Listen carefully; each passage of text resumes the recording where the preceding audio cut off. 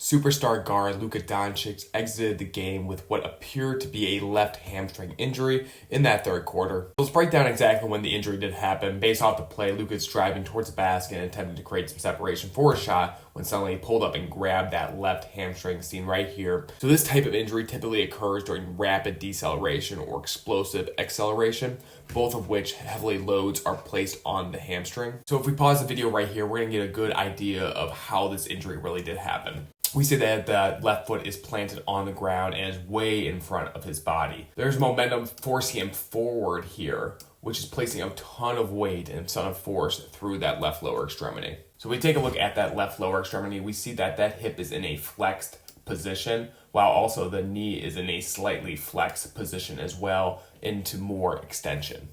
This puts his hamstring muscle here on that left lower extremity in an excessively stretched position, as well with that trunk flex forward, this all of which is requiring that hamstring in that left lower extremity to really stabilize that knee, seen right here, as well as absorbing the force at the hip seen up here. During this specific moment, the hamstring is essentially contracting and they are trying to slow down that knee extension as well as the hip flexion. And with all muscle injuries, if force exceeds the muscle's capacity, the microscopic tearing occurs. So we take a look at our anatomical model here. We have the hamstring muscle group. These consist of three primary muscles.